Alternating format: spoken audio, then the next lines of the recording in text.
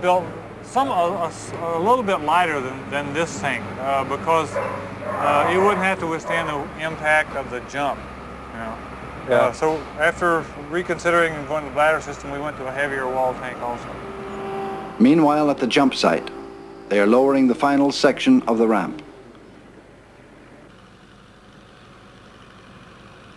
But somewhere there has been a slight miscalculation.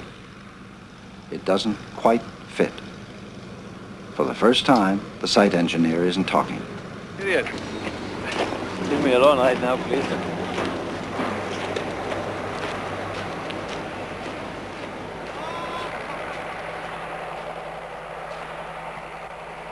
Why there's a problem?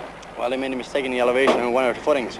Uh-huh. I think it looks like the back footing is 1 foot too high. 1 foot too high. Yeah, now they haven't made up their mind yet what they're going to do. Either they're going to cut the steel or chip the footing. Chip the footing. That's what we're waiting for now.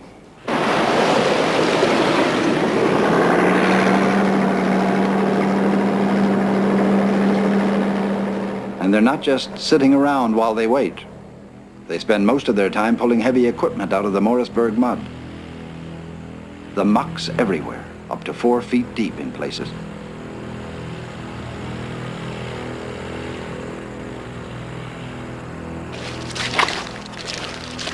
And things aren't getting any better for Tom and Dave. Yesterday you said that this tank would absolutely not bust. Now what happened? Yeah, I did say that, and I only brought that up from experience. The guy's built 100 tanks for us, and we've never had a failure, you know. And here we are. And what happened? Well, tell me what happened with this tank. Well, lack of penetration in the wells again. And when we brought the tank up to 900 pounds of pressure per square, or 900 pounds per square inch pressure, it popped open. It's like a water rocket. How do you feel about this project now after what's happened? I mean, what's going on? My personal feelings are that there's somebody trying to tell us something. I don't know, you know. Everything has really gone sour, truthfully. I didn't expect you to come up here and put it together and everything to go right. I didn't expect anything like this. Our experience has been, you know, 12 to 1,400 cars without a failure of any kind. You know, and here we look like a couple of dummies. But you guys should be able to get it done by this weekend, I guess. Sure. Test. We will. So you found another tank? No, we have located the material and it's being rolled today and should be in the area by tonight. And this time we're going to put it together ourselves. Right, right. There's only one way to get the job done right, and that's to do it yourself. Yeah. And they did, and it blew up too. This time Tom and Dave offered no explanation. They gave up and went back to Chicago, leaving the car without a fuel tank. Once again, the jump was canceled.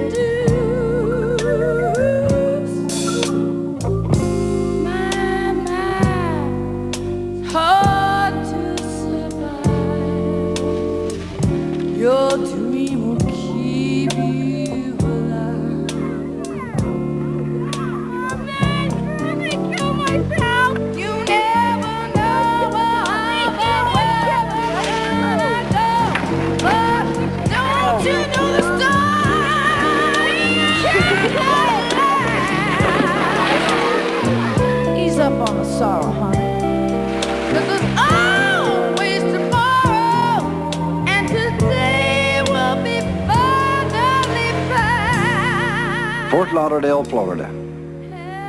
This is where Ken has his winter home. Bob Truex, please. Hello, Bob. He still hasn't given up on the big jump, but he's always looking for new projects. The next project would be Bob Truex, Ken Carter, hopefully to first civilian astronaut. Now that's your plan, isn't it? All right, first civilian astronaut in space. It'll probably exceed that $1 million that we were talking about, but I don't know right now. This property is held in the name of Kenneth Gordon Polischek. That's still Ken's legal name. But Polischek is more than that. Polischek is a distinct part of Ken's personality. Polischek is the promoter who does all the wheeling and dealing. Carter is just the guy that jumps. But Kenneth Gordon Polischek and Ken Carter are now beginning to find out just exactly what their positions are with one another. This was Kenneth Gordon Polischek, promoter's residence. Now, Ken Carter and Kenneth Gordon Polischek have become closer together. Now it's getting down to the wire, whereas some of the news media is saying, has Kenneth Gordon Polischek cut off a little more than Ken Carter can chew now? Can you speak to someone being Ken Carter and then feel a real change and speak to someone as Kenneth Gordon Polischek? No, I think Polischek is always at the foreground. He's the one that goes into the racetrack promoter, calls him on the telephone, says, "Hello, I'd like to use your racetrack to set a world record and bring the television people in with me." And then in the evenings sometimes, like when I'm by myself, the Carter situation occurs again. Says, "Really, is this what you really want?" You're second guessing him, Like, I wanted to do a jump here for the news conference, and Polischek, along with the rest of my people, are saying, it's a little too close to the jump. Yeah. Let's not do anything. What if you get hurt in the press conference? And before Carter would say, what do you mean hurt? I've been hurt before. Now he's starting to say, wait a minute, a lot of people are here, the news conference. Well, they wouldn't want me to pull up here in an ambulance and get in the vehicle and try it. So, yeah, there's more concern. I think Carter and Polischek are getting closer and closer together. Do you think you're crazy? Oh, no. No. Did they go back to Columbus again? When he said the world was round, they locked him up in jail when they got back. So, I mean, anybody that does anything out of the realm of what we think is ordinary, like a 9-to-5 job, working on a fire truck, no, I don't think so. I think that it's one hell of a challenge, and I believe that we're going to be successful with it. If I thought that I was going to die in the St. Lawrence River this coming summer, I would not do it.